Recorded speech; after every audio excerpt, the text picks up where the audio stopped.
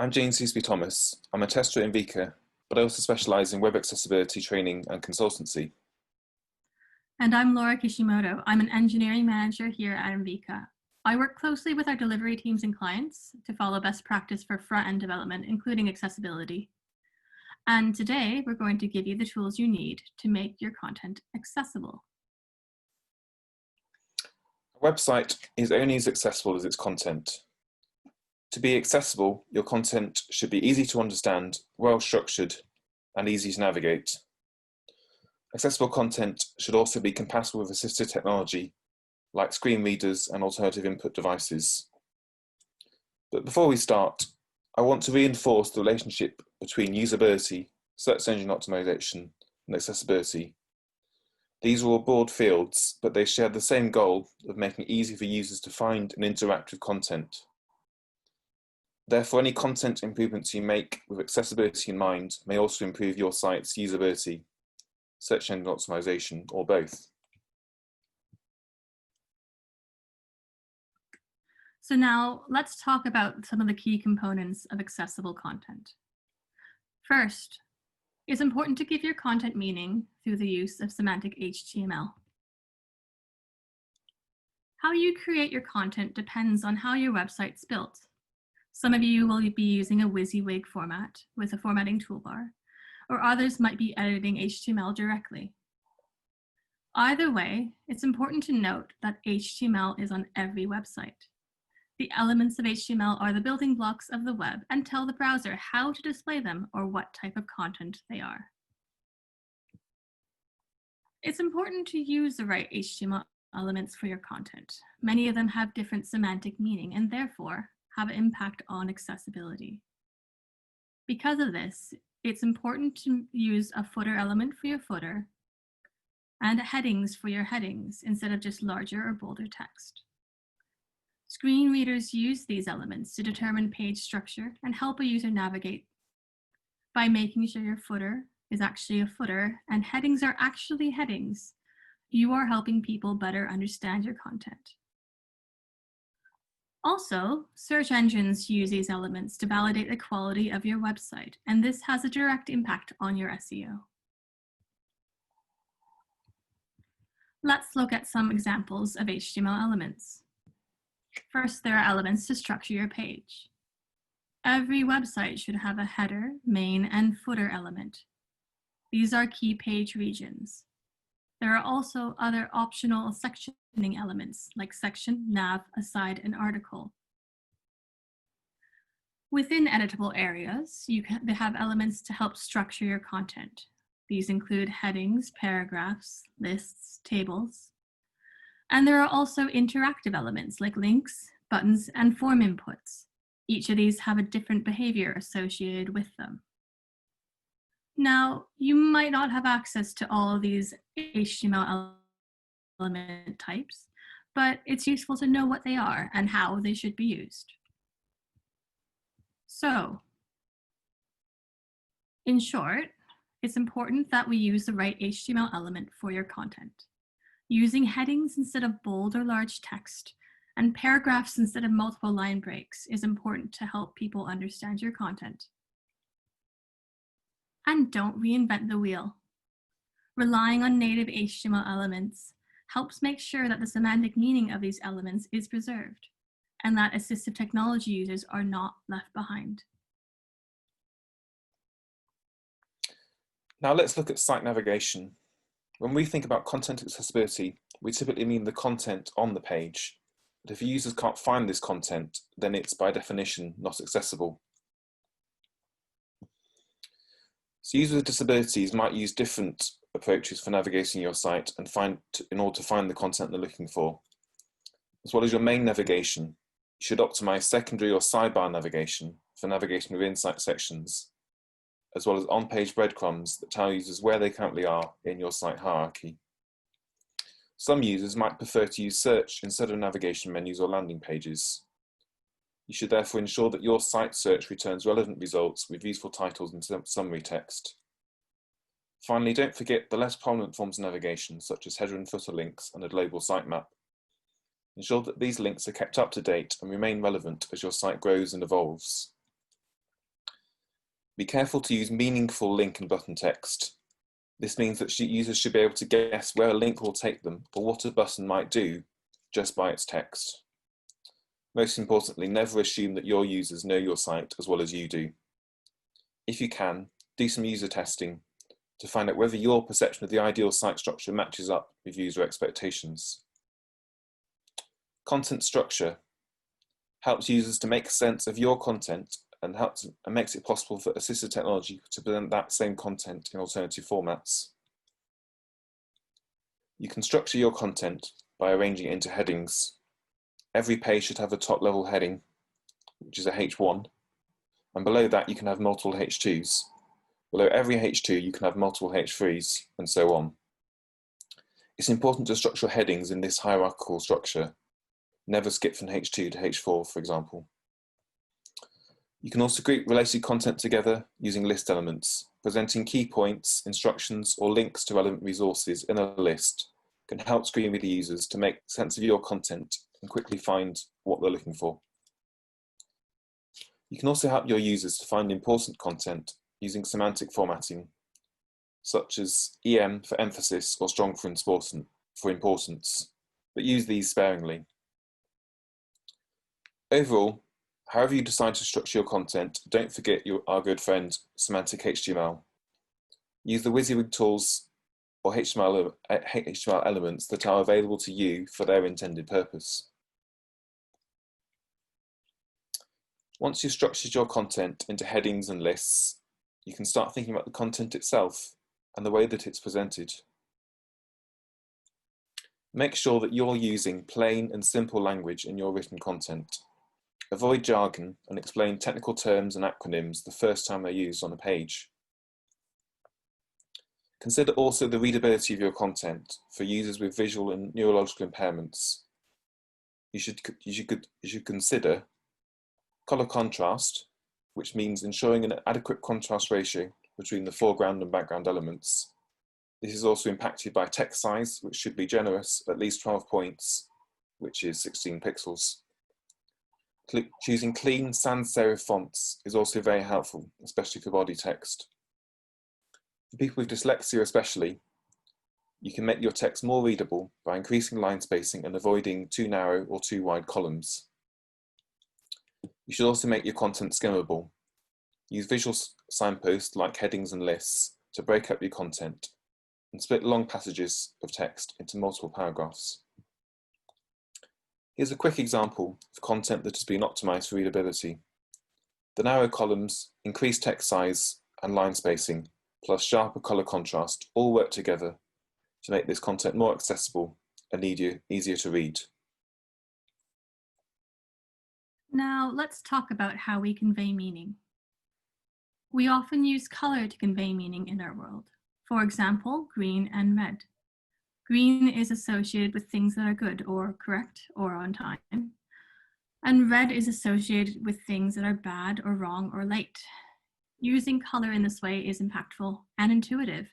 However, people who are colorblind or use screen readers to view your site will not get the same understanding.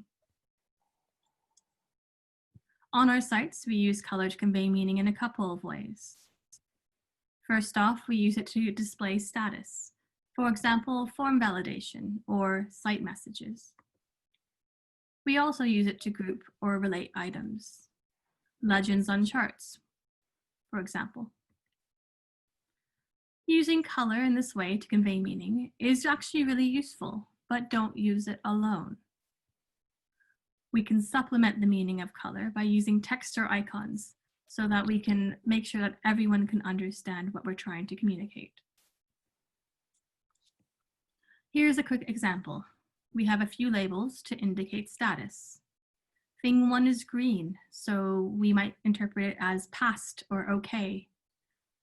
Thing 3 is red, so it could be considered failed or broken. And thing 2 is yellow, so somewhere in between, pending.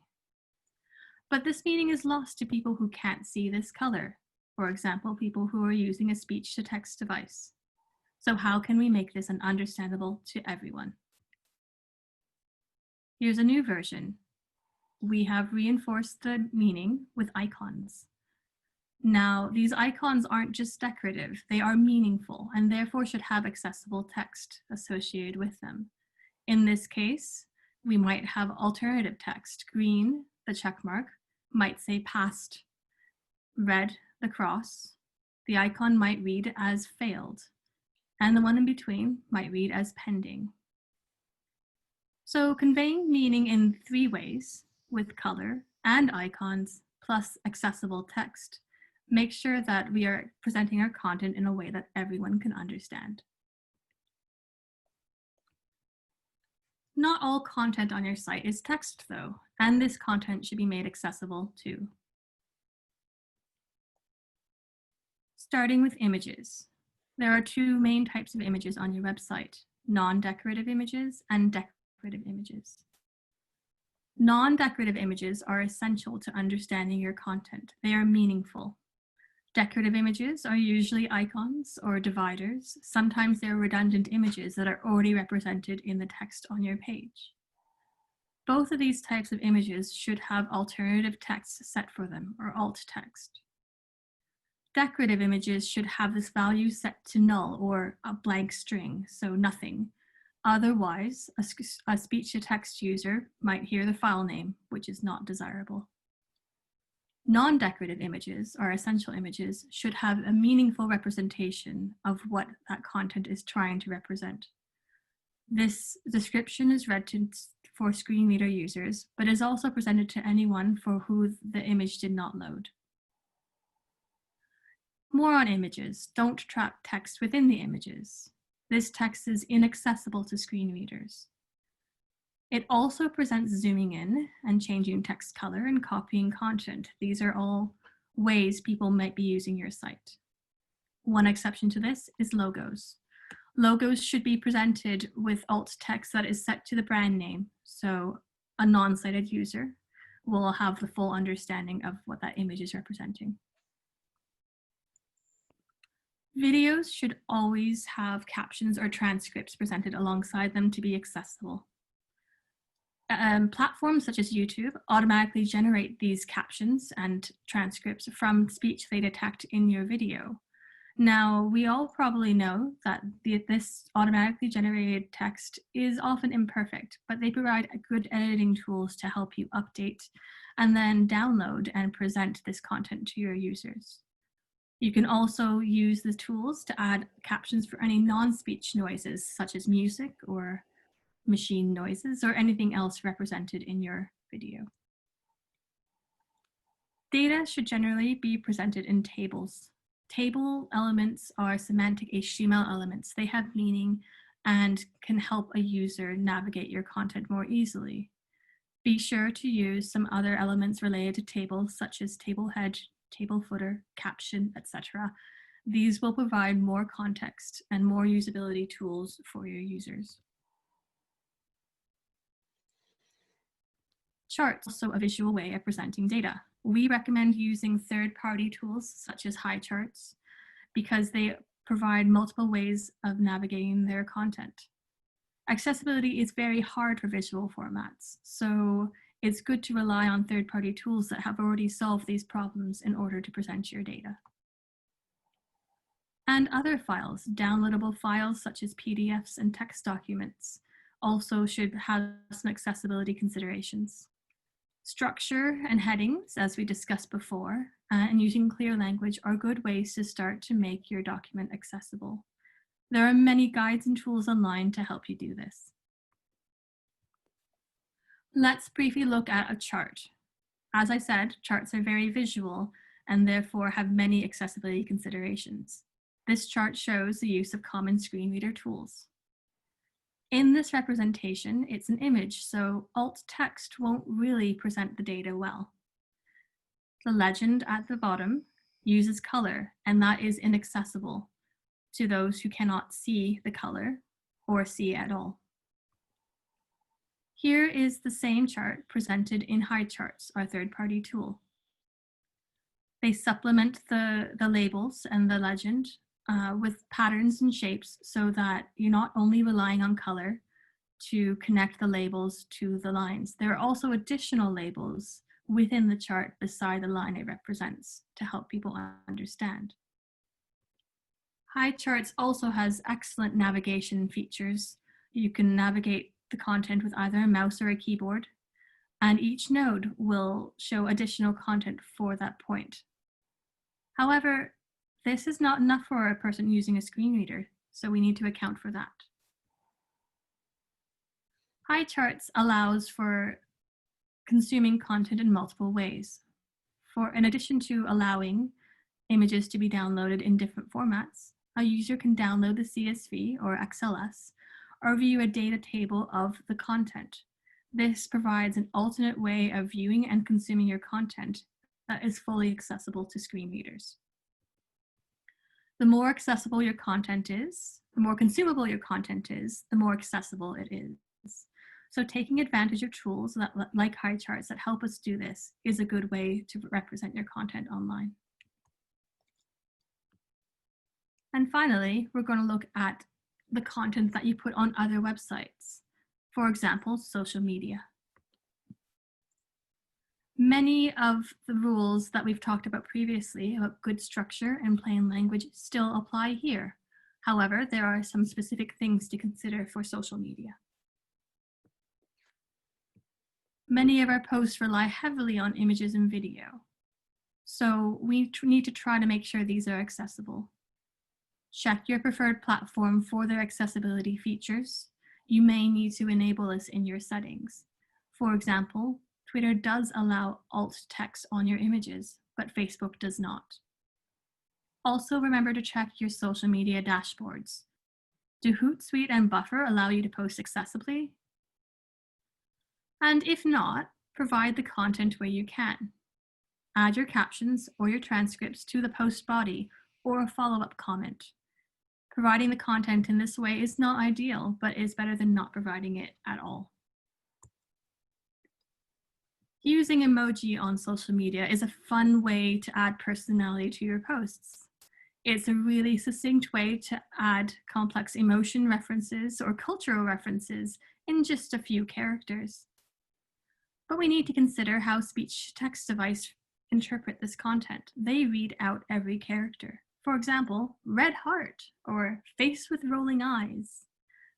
Now, it's worth noting that some of these emoji have really long names, especially when you add the complexity and the flexibility of newer emoji that allow alterations such as gender or skin tone. Smiling cat face with heart eyes, or woman in motorized wheelchair, medium skin tone. These can get quite long. So use emoji sparingly in your posts, and especially avoid repeated emoji. It's very frustrating for a user to come across one of your posts and hear the word red heart, red heart, red heart multiple times. It's also worth noting that account names are often read out as well, and emoji that you put in there are also read out. So for this reason, we recommend plain text for your usernames. Hashtags also have accessibility considerations. Hashtags are all one word. There are no spaces or word splitting with things like hyphens. So we need to help screen readers interpret this content. We can use a cue of using capital letters for each word to help screen readers read it properly.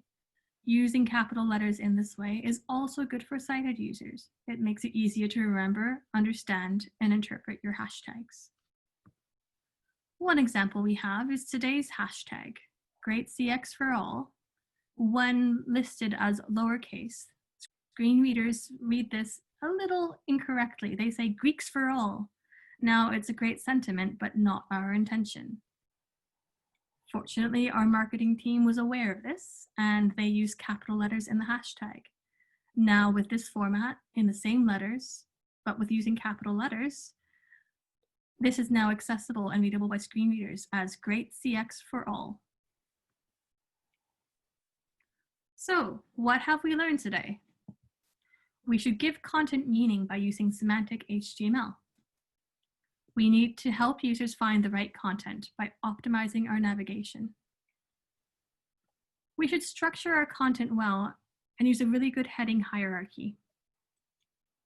We need to make our content readable and understandable by simplifying our language and considering how we style our content. We should check that we are conveying meaning in a way that everyone can understand and not just with color. We need to make our media and downloads accessible, including images, videos, data, and documents. And finally, we need to check our social media content. We need to use the features our platforms provide and be mindful of emoji and hashtag use.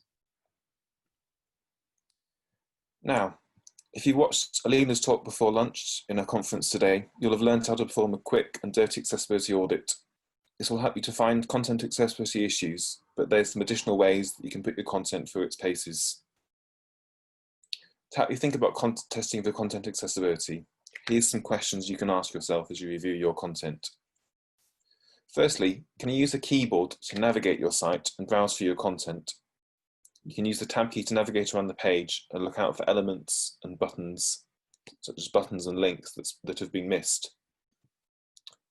You should also see a clear focus style around each element that's currently in focus. Next, start playing with your monitor and browser display settings, or use a helper plugin to simulate visual impairments. Can you still read the text when your contrast is reduced, or when you zoom in or out? Does your content make sense when you read it out loud? Put on your best audiobook voice and try to imagine what it would be like for someone to hear your content instead of reading it. Finally, go through your content with a fine-tooth comb to look for unexplained acronyms, unnecessary jargon, or cultural references that not all users will understand. Hemingway Editor is a great tool for improving the readability of your content. It highlights complex language and sentence structure that could be simplified, and estimates the reading level of your content at a US grade level. Today, we've revealed the principles of creating accessible content, from structure to social media and navigation to writing style. You should now have the tools you need to author and test your content for accessibility. Discussing these approaches with your team and your company can help foster a culture where accessible content is the default. A lot of these principles are common sense, but some of them take practice. Accessible content is the cornerstone of an accessible site. With good accessibility, more people can buy your products, understand your content, or enlist in your services. And it has a direct impact on your SEO. Good accessibility is good for everyone, not just people with accessibility needs. Thank you for joining us, and we hope you had a great day at Ambika CXCon.